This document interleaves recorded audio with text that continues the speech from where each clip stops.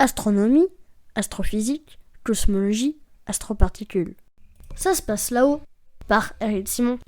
Le plus gros satellite de Saturne, l'énorme Titan muni d'une atmosphère et de rivières de méthane, plus gros que la planète Mercure, est parmi les objets les plus surprenants du système solaire.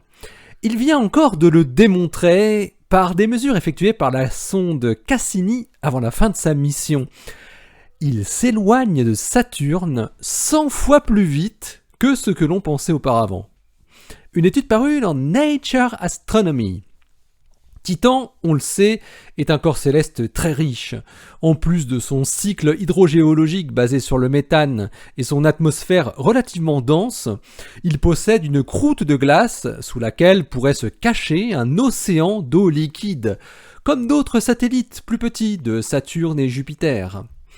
L'étude menée par Valérie Lenné du Jet Propulsion Laboratory et de l'Observatoire de Nice et ses collaborateurs permet de retracer la dynamique complexe, pas uniquement de Titan, mais aussi de multiples satellites de Saturne. Il montre que des frictions de marée à l'intérieur de Saturne ont pour conséquence de faire migrer les satellites vers des orbites plus éloignées et beaucoup plus efficacement que ce que l'on pensait.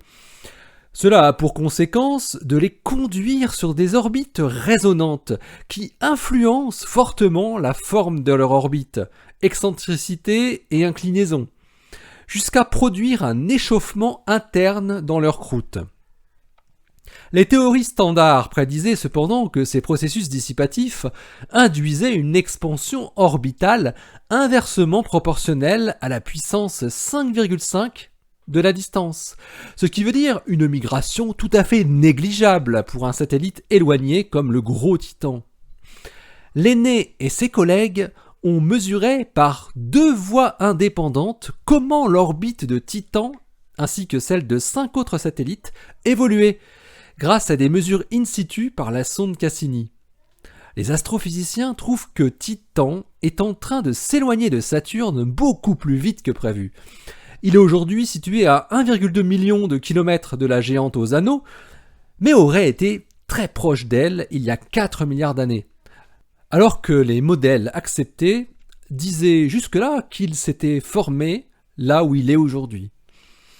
Alors cela implique que le système des satellites de Saturne, et potentiellement ses anneaux, aussi, se serait formé et aurait évolué beaucoup plus vite que ce que l'on pensait, selon les chercheurs.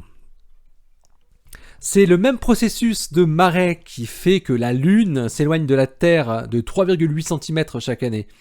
La Lune exerce une force gravitationnelle différentielle sur la Terre qui cause les marées océaniques. Et à l'intérieur de la croûte terrestre, des frictions apparaissent, qui transforment cette énergie en chaleur, distordant au passage le champ gravitationnel de la Terre, ce qui a finalement pour effet de modifier légèrement la trajectoire de la Lune et de l'éloigner de la Terre. Titan en fait de même sur Saturne, mais les frictions internes de Saturne devaient être plus faibles que celles apparaissant dans la croûte terrestre, du fait de sa composition gazeuse. On pensait ainsi que Titan devait s'éloigner de 0,1 cm par an seulement.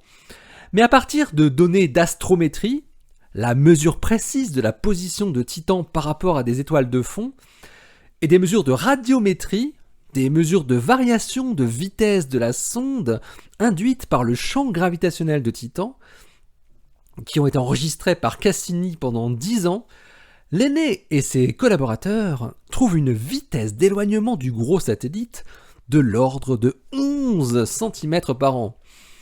Et les deux méthodes très différentes donnent exactement le même résultat. Cette valeur élevée de vitesse de migration est cohérente avec une théorie isolée qui avait été proposée en 2016 par Fuller et ses collaborateurs. Ils avaient trouvé que Titan devait faire osciller Saturne avec une fréquence particulière, induisant un phénomène de résonance. Un tel processus de forçage de marée est appelé verrouillage résonant. Selon Fuller, c'est cette grande amplitude des oscillations de Saturne qui dissiperait suffisamment d'énergie gravitationnelle pour éloigner Titan à grande vitesse. Il se trouve que cette expansion de l'orbite de Titan est du coup faiblement sensible à sa distance de Saturne. Et cela signifie quelque chose d'intéressant, c'est toute l'évolution du système des satellites de Saturne qui doit être révisée. L'article de Valérie Lenné et ses collaborateurs est paru dans Nature Astronomy le 8 juin 2020.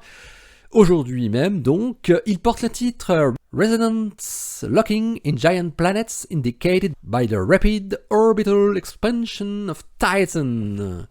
Allez, d'ici la prochaine, portez-vous bien, restez bien les yeux vers le ciel, et puis restez bien les pieds sur terre. C'est là qu'on est le mieux, finalement. Allez, salut!